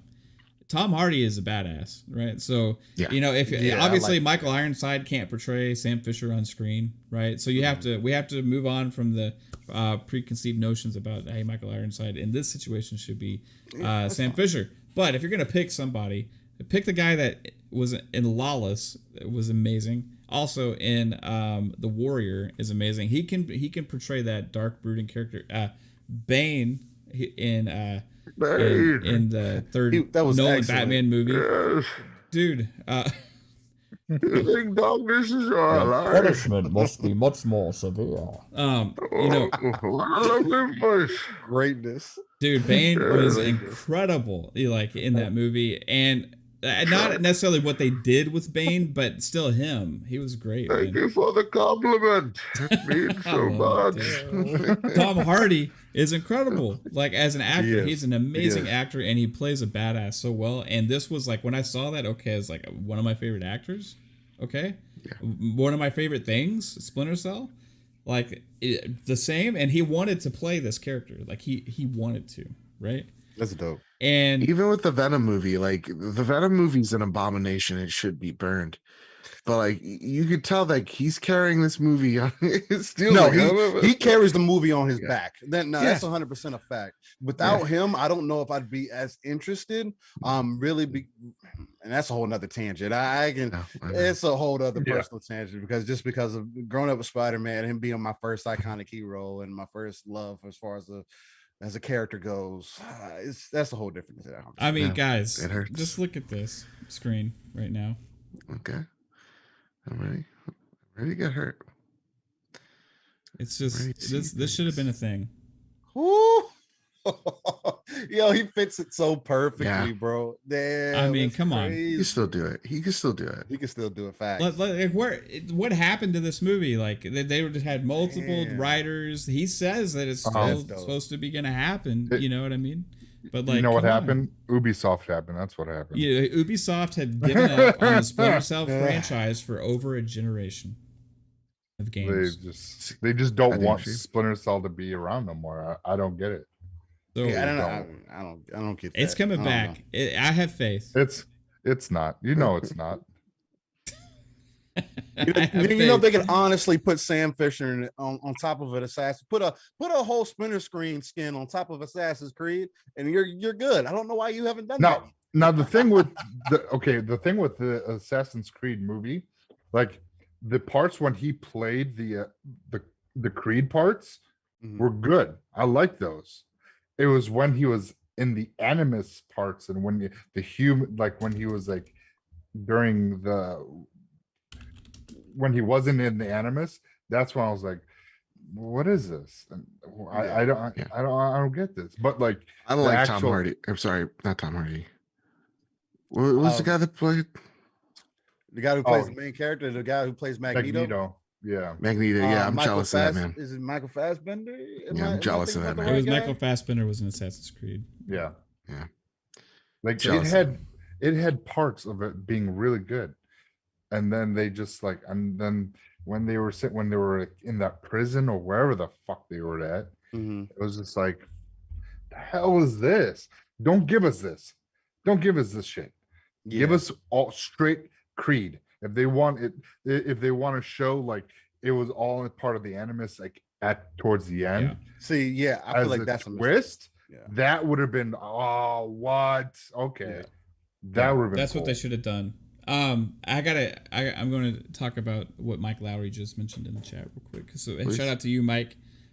He says there's an animated Netflix Splinter Cell series coming by one of John Wick writers. New Regency is still sitting on the movie at the moment. So yeah, I think I remember seeing the animated a preview of this animated Sam Fisher thing at the Ubisoft event last year. And like Sam Fisher was Yeah. like bulked up and he like injected himself with some like green roids and like started like chasing down people and started beating their faces in and shit. That was like, Jesus. Yeah. I was like, that hurt my soul to see like them use Sam Fisher in that way. Like it's not who Sam that was Fisher bad. is. It's like this. Do they even know who their own character is anymore? You know what I mean? Like You can't make Sam Fisher Bane all of a sudden. he is their most popular character in the Clancyverse. Period. Yeah, Right? I agree. You can't mention hardly any other names unless they're from the Splinter Cell franchise and Clancy, right? Also, if you go into all of Ubisoft games, period, right? Character-wise, you'll have a couple that stand out. Sam Fisher, I think, is maybe the most famous out of all of them. And they like to stick them in all these different places to like, hey, look at Sam Fisher here, Sam Fisher there, Sam Fisher here. And then you go and do this animated. If that's what I saw, if that's what that was from, I have no faith in that right now. Yeah. Now we'll see what it turns into, but I have still faith in something future with Splinter Cell and gaming. But yeah, it was not. I was not happy about that. I just love that franchise so much. I gotta check out what my wife just sent me because she keeps sending me stuff. Now, here's the thing about Michael Fassbender, and I don't like him. It's one of the reasons why I like Tom Hardy. Okay, I like a good cinema every now and again. Mhm. And my friend Amy, she was like, "Joe, let's try to get you into indie films. Let's watch this Michael Fassbender movie called Shame." And I'm like, "Yeah, sure, go for it." I love this guy, Michael Fassbender, dope as hell. Look at that, it's dope. And I was like, what could go wrong here? He's Magneto. He's a great Magneto. The guy can't do no wrong. Not even a minute in, you see this guy's dong. And I'm telling you, Michael Fassbender, it's like a baby's arm. And I was just like, this guy has it all. This guy is talented. He gets to sleep with all these beautiful women. He's a millionaire, probably drives 8 Teslas, and he's That's working with a funny. wrecking ball. I mean, Where am I? you don't get much better than that, right? And then this is why I like Tom Hardy, because he's humble. Okay, he's not here to show off. I was watching Bronson, and that's one of his like best performance just ever. Tom Hardy as an actor. It's actually one of the reasons why he got the role as Bane, because he was just such a force in that movie. There's a part of that movie where you see Tom Hardy's dong, and you know what? Guess what? Tom Hardy, a grower, not a shower. And you know what? I respect that, Tom Hardy. I respect that. I respect that you put yourself out there, and you know what? Maybe it's not the best light. Maybe it was cold out, but you know what? You still win. You still went and you committed. It was cold that night. Hey, things happen. You know, Oh my that's God. an actor. That's an actor. He's That's not there to amazing. show off. That's amazing. He said Assassin's Creed, I think. Kate's saying, I got a couple movies to watch tonight. That's hilarious. Kate wants to know what movie that she missed it. Hey, I believe it's called Shame, Caitlin. Shame. I believe so. Yep. Sorry, Mav, you're gonna be watching a movie you're going to Assassin's regret. Creed. Assassin's Creed. Mav's like Assassin's Creed. Mav's gonna watch it and be like, you know what? I think Bad Bit was right, man. He's pretty. It'd be the only way I could get her to watch Assassin's Creed with me. It's hilarious. I promise you, babe. It's in this somewhere. Babe, I promise you. You better see it sometime. But he did say he was being when he said it's like a baby's arm, he meant it. It actually had like fingers and everything. It was kind That's of right. like weird and Had disturbing. a little fist with little fingers, yeah. No, That's how I was drinking his coffee. Caitlin, I like your wife, man. Oh, No man. shame in my dong watching game. That's amazing. That is amazing. That's funny as hell. Yeah. Respect. So, hey guys, how long are we into this right now? We're Almost 2 hours. almost 2 hours. Yeah, I think it's a good time to wrap it up. But we went into a lot of fun talk about this. I think there's a lot of good things to look forward to regarding both of these categories for the future, because we're in a better place with all of this stuff than in the past. And it's fun to reminisce about some of this other stuff and see what we could get. And I want to thank especially my two special guests, and our first time guest here also on FunPop is Mr. Badbit Joe, who remembers specific dong scenes from movies very well. And I want to thank him for Listen, that. when they're that, like, I'll just say magnificent. They're burning your brain, man. Burning your brain. Hey, Yeah. Joe, thanks for being here, man.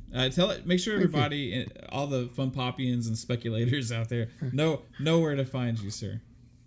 Yeah. You can find me over at Twitter at Mr. Badbit. You can follow my show, The Trophy Room, a PlayStation podcast, where each and every, usually Thursday, me and my best friend Kyle talk about the latest and greatest in all things PlayStation. This week's episode is actually coming out technically today, Friday. Hey. Yeah, 5 Can't wait to a.m. listen Check to it. your RSS feeds. It's the longest episode we've ever put out. It's 2 hours long. We're reacting to the Horizon Forbidden West reveal, as well as the Dying Light reveal. We're talking about PlayStation's navigation towards PC marketplace and Uncharted 4 possibly being the next PC game. So check that out there over at the Trophy Room. Rate us 5 stars, and you get a chance to win Ratchet and Clank Rift Apart over on Apple Podcasts. Hell yeah. And yeah, find the video version over at the Trophy Room channel. So that's it. Thank you for having me, by the way, man, because I would have been just bored just editing this thing and just thinking of the end. And you know, here we got to have fun. You let me have long rants about Warcraft movie. Yeah, dude. It was excellent. That was actually pretty great. Yeah, I love that rant. That's why this is called Fun Pop. You know, we get to talk about other stuff here, right? So, Steel, third time on Fun Pop. Amazing as always. We greatly appreciate you, and thanks for answering the call, my friend. We love you, dude. And now, everybody, tell everybody how they can find Living Split Screen, and also where you can find you on YouTube when you're doing your streams and stuff. Hey man, look, here lately I haven't been much of a streamer. I've been so caught up in Mass Effect Yeah. that it's like I can't let you guys watch me play Mass Effect, talk to y'all, and fully enjoy this story, man. But anyways, if you want to catch me on YouTube, maybe some previous streams or whenever I do go live, I still reign I everywhere. The T is a 7, and when I say everywhere, that's YouTube, that's Twitter, that's Xbox, PlayStation, wherever. My name is the same exactly everywhere you may go. Just type it in, you'll find me. Other than that, Friday nights, GRG, 8 p.m. Central, where we just get together with a group of magnificent guys and lady and have some just all around good Xbox talk, PlayStation talk, overall just talking about what's going on throughout the week, typically in the gaming news side of things. And then Saturday mornings, you can catch me on Living Split Screen, 9 a.m. Central, 10 a.m. Eastern, and 3 p.m. UK time with the brother from another Pong Soul, where we talk all things gaming. We're not console centric in any way. We're not platform centric in any way. We talk about everything that's going on within the gaming community, within the industry, personal topics even, and we just like to have an ever-flowing kind of conversation, keeping it organic, keeping it natural, and all overall providing the energy that you may need to get into your weekend. So again, catch us on Saturday mornings. And other than that, man, Mav, Psycho, again, I want to thank y'all for bringing me on to the FunPop. Again, man, it's always a good time to have to come on again. Whenever you send out that call, man, if I'm able to come on, I'm definitely down for it. Other than that, Bad Bit, it's always a great time to get on here with you. Again, like I was telling you earlier, you're one of my, out of the two guys that I really look to for PlayStation content. You're definitely in that category. Definitely the second. Between you, no, he's definitely tied. You know what I'm saying? Yeah. Who's the other guy? Who's the other guy I'm competing with? Big Cloud. Okay, good. All right. Yeah, that's company I like to be in. Between it's the bits, man. I don't know what it is, but the bits always putting out the excellent. We're rational. We're rational. That is very true.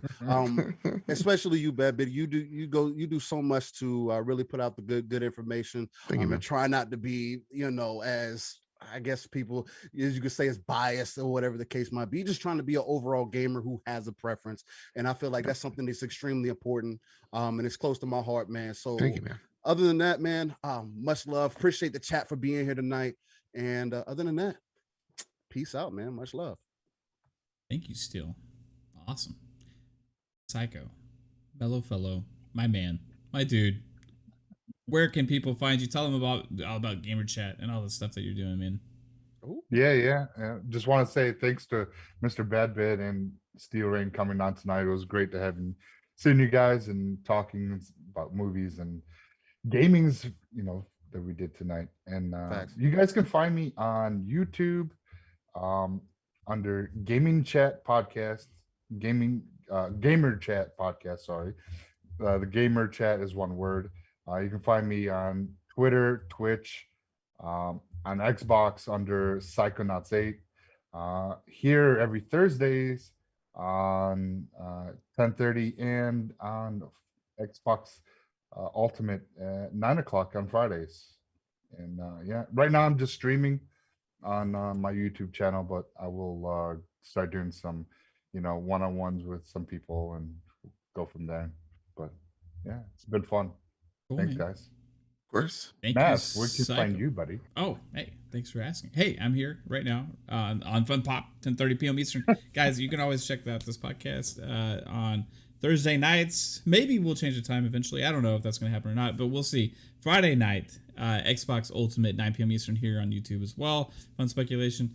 On Twitter, find me at Fun Speculation, where you can get all the updates on our channel and also find out when we're going to go live as well as when I'm streaming, because I'll post there when I go live for streaming as well. If you hit the notification bell, like, share, and subscribe, you'll also get all that kind of juicy information. There's a community tab which on YouTube now, which I'm starting to put some stuff in there as well. On Discord, we got Fun Speculation on there. You can come and hang out with us. Shout out to all the speculators, everybody in the chat. Thank you so much, guys, for hanging out and having fun with us tonight.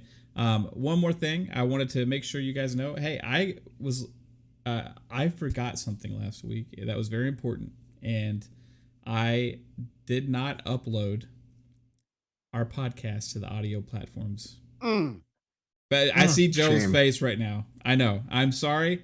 I usually do it on Sundays or Mondays early, and time got away from me. I have this big video project I'm working on for the channel. It is a big video project, and it has honestly taken up quite a bit of time because I have been doing these things with different people from the community, and I'm super excited to be putting it all together. That's going to launch closer to before E3. So I let that get away from me. I apologize. I'm going to get those up shortly. I'm going to try and get them up tonight, and then I'll get these tonight's show and tomorrow night's show up this weekend on the audio platforms, probably Sunday or Monday as Monday morning as usual. So thank you guys. Again, I apologize for that, and we greatly appreciate you. Thank you so much, and I hope you all have a fantastic night. Bye-bye. Later, everybody. FunPop.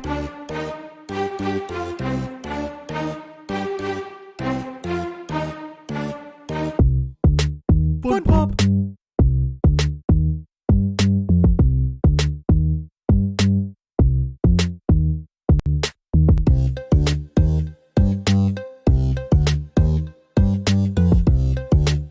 FunPop.